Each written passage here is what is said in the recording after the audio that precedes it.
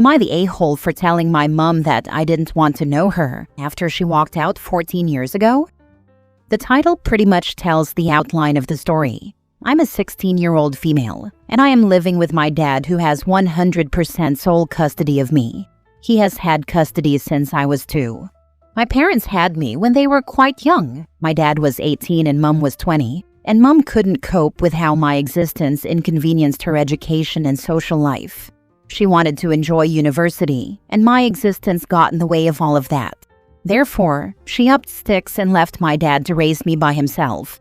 And my dad is the complete opposite, and has more worth in one of his pinky fingers than her entire existence. He has been both the mother and the father in my life. He has showered me with the love and affection that I needed. He has been strict with me when needed, and has guided me to be the person that I am today. And he has never missed a day or an opportunity to let me know how much he loves me. He is my hero, and I doubt that I will ever love anyone else as much as I do my dad. I am unashamed to admit that I am a daddy's girl. Our life has been very stable, and he has done an amazing job of raising me throughout my childhood and into my teenage years. But now the egg donor, I won't apologize for calling her that because just the thought of calling her mom turns my stomach, is trying to rock the boat. She's contacted me asking if we could meet up because she wants to reconnect with me. She gave a sob story about how she spent years regretting her decision not to be in my life and how she's now at a point in her life, mentally and financially, where she wants to give me what I am owed from her. She also has 2 other children, 7 and 5, and she is hopeful that I can develop a relationship with my siblings. This is where I feel that I might have been an a-hole. Because in an outburst of sudden anger at suddenly being contacted, I told her to F off, and that nothing she says could convince me to have anything to do with someone who I only consider to be an egg donor and incubator in my life. I thought that I had given up my anger and resentment toward her a long time ago, but it felt like the dam broke as I let out all of that anger and resentment that had built up all those years ago, as I unleashed all of my pent-up feelings toward her. Because the anger that I felt wasn't only for myself and how she abandoned me. I also felt anger for the hurt, pain, and struggles that she caused for my dad. And here she is, trying to reopen those old wounds that both myself and my dad have suffered at her selfish hands. I told her all of that and how I consider myself to be the child of one parent, as the other one has been dead for most of my life.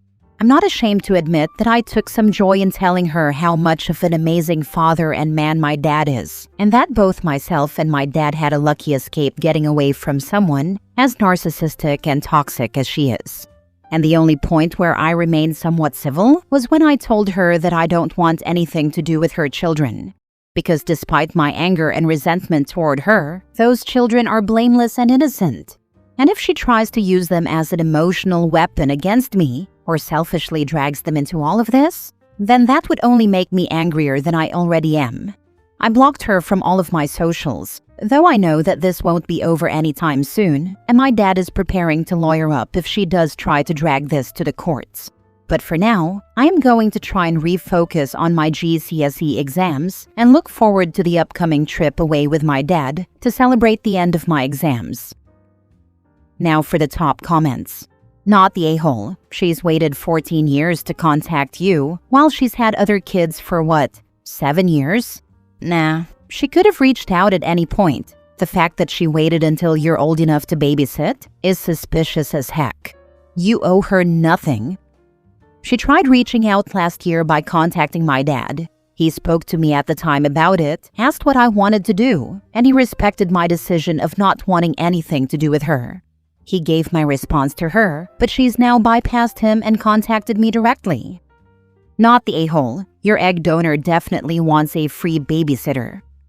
That was my first thought, but the threat of a lump sum payment of all the back child support she owes should scare her off. It might sound silly, but I wouldn't want the back payment on the child support that she owes. I know that it'll probably sound like mental gymnastics, but I feel that accepting her money would give her a reason to believe that she would now have a say in my life. I've got similar feelings about my absent parent. We're older and, realistically, he'll die sooner rather than later. Supposedly, I'm his heir and will inherit everything when he dies, despite the fact that I haven't spoken to or seen him in legit 40 years. Should I accept it, it's probably not a life-changing amount for what it's worth, and thus make it look like the money makes up for the incredible damage he did? Like all is forgiven and fine now? Or do I outright refuse it? Maybe give it to my favorite charities. Frankly, I still bounce back and forth every few months when it comes up. Right at this moment, I lean towards accepting the money and using it to install a toilet on his grave so I can show my appreciation. Anyway, no point to this story other than crap is complicated, and I'm sorry you're going through it. Next story. Am I the a-hole for refusing to raise ex-husband's child? I am not American, and these are not real names for privacy. I am Tori, 35 female, and have a 10-year-old son, Neo, with Jeff, 35 male. We divorced 5 years ago when he had an affair with Rebecca. They have a 4-year-old son, Omar, and Rebecca left them for her home country 2 years ago. She left the kid for good and hasn't contacted them since. My ex, who was always rude before that, has changed his tune since. During custody exchanges, he brings Omar and sometimes asks me to take him, which I have always refused. My son and his half-brother are close and have developed a bond like real brothers, which is fine with me.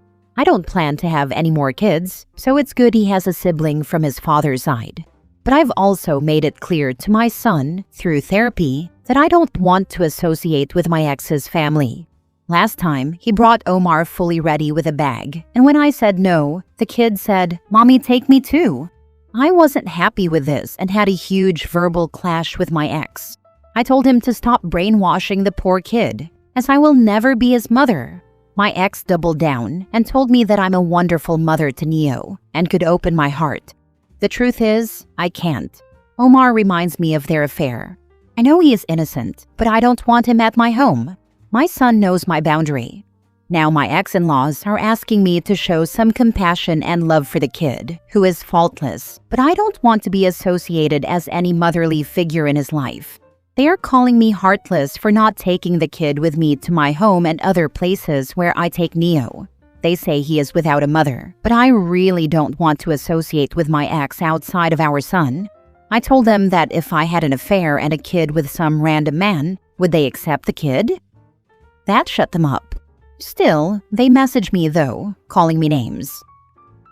Not the a-hole. I would call whatever child protective services you have in your country and inform them that this man is attempting to abandon his child and brainwashing the child into believing that you are his mom when you are not.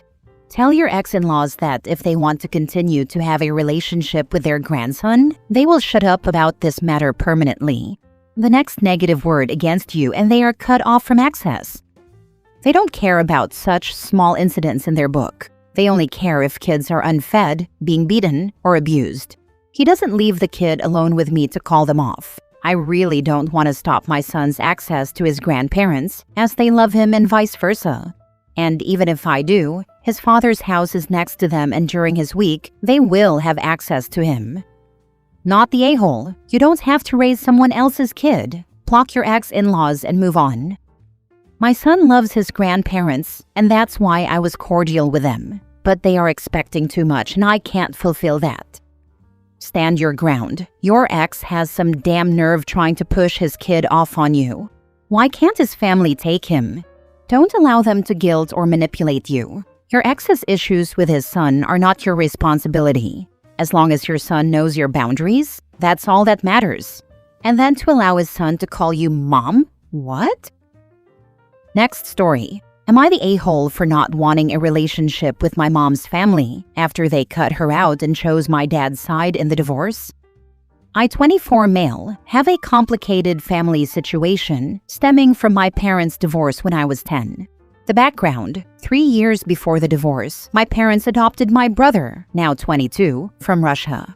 After bringing him home, he began to exhibit severe behavioral issues, attacking me, stealing, breaking things, screaming, and lying. He ended up getting diagnosed with several conditions, including fetal alcohol syndrome and reactive attachment disorder. The main issue was that these behaviors were only ever witnessed by my mom and me.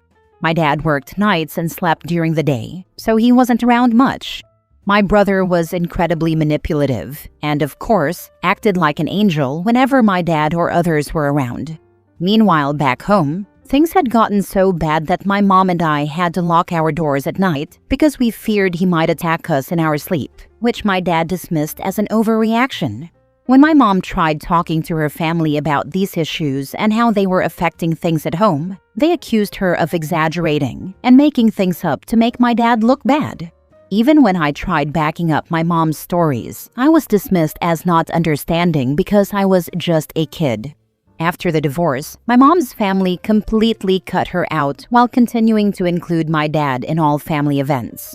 My mom won full custody of me, and my dad got my brother. I had little to no contact with my dad and zero contact with that side of the family for 5 years. It didn't take long after the divorce for my dad and everyone else to see the reality of who my brother was. However, the damage had already been done. My dad did eventually apologize years down the road to my mom and me. When I started seeing my dad again in high school, I was reintroduced to my mom's family, but these interactions were always uncomfortable, especially being there with my dad. Her family to this day have never once brought the situation up or apologized. I don't know if that's because of shame or if they think it just never happened as long as no one talks about it. My grandparents did slightly reconnect with my mom after her breast cancer diagnosis back in 2021, but her siblings have still never reached out. Just last week, my mom's uncle, my grandma's brother, passed away, and when she reached out about funeral details, they completely ignored her. However, my dad and his new wife continued to be fully included. My grandparents even attended their wedding 2 years ago. Recently, my dad has been pressuring me more and more to have a closer relationship with my mom's family, giving lectures about the importance of family and guilt-tripping me for not prioritizing them.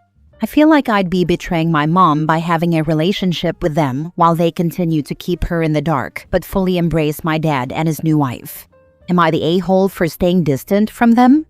Edit. Added more context to what happened to my brother after the divorce. There is a lot that can be said about this situation and about my brother, but I wanted to make sure I got to the point of this post. If anything is still confusing, feel free to comment and I'll do my best to provide clarity. Info. So what happened to your brother? Did he go with dad? Still with dad? I know not what you are asking, but this seems a big hole. Like, why did her family side with him? The brother is too significant of a plot point to just not be mentioned again. Sorry, I guess I could have made it clearer, but essentially they sided with my dad and brother because they never saw my brother act out.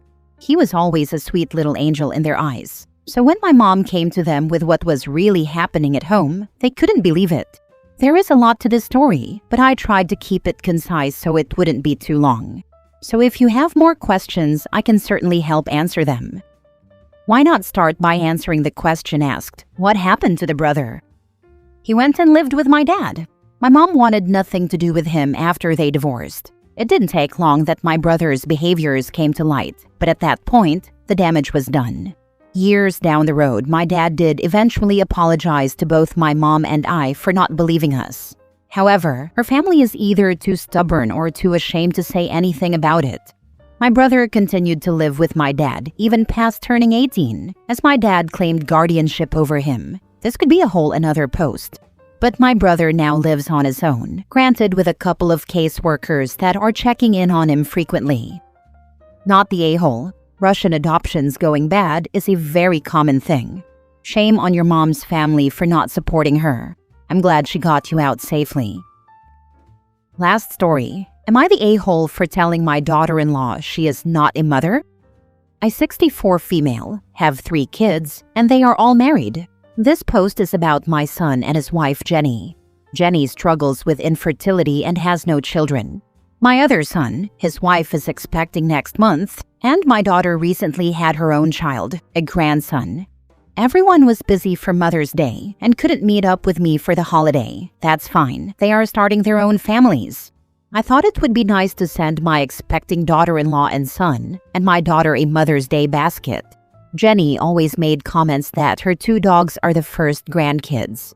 I always thought it was a joke. She is big on being a dog mom. My daughter posted a picture in the group chat of everything she got for Mother's Day and included a basket. My other daughter-in-law also thanked me for her basket in the chat. Jenny called me soon after and asked where her basket was. I was confused and asked what she meant. I thought she was pregnant and was just telling me now. She clarified that since I have 2 grandkids by her already and said her dogs' names, she should have received one too. I was even more confused, and she clarified that she is her dog's mother and should have gotten a basket. I told her she is not a mother. Mother's Day is for women who raise human children, not pet owners.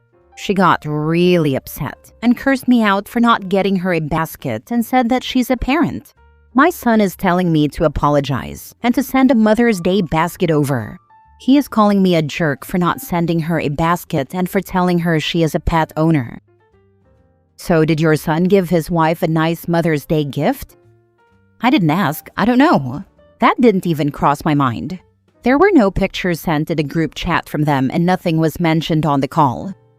Not the a-hole. I understand that her infertility might be hard for her and she loves her dogs. But at the end of the day, it really doesn't make her a mother. While people may love their pets, I love my dog. The reality is, they aren't children. Yeah, I tried to say that as nice as possible. It didn't go well. On the bright side, you probably won't have to tactfully excuse yourself from the dog's birthday party this year. Or make excuses for not attending parties of any children resulting from fertility treatments, because Granny won't be invited. Sometimes one wins a battle but loses the war. Not sending the basket wasn't the issue. Saying her daughter-in-law is not a mother because she's not raising humans might have been the harsh line crossed for someone dealing with infertility. As a 40-year-old with no children, by choice, and 3 cats, I would never expect someone to acknowledge me on Mother's Day. I kind of would be a little weirded out if they did. I consider my cats my babies, but that's a personal thing that I would never expect anyone else to acknowledge or honor. My only thought is, maybe the infertility thing is really affecting her emotionally, and it's manifesting itself in this odd way. It would be the infertility. I have children now, but I struggled with infertility. Things like seeing pregnant people and Mother's Day were really difficult at that time. Being in a couple of kid support groups, I've seen it manifest in ways you wouldn't expect, like people treating reborn dolls like real children.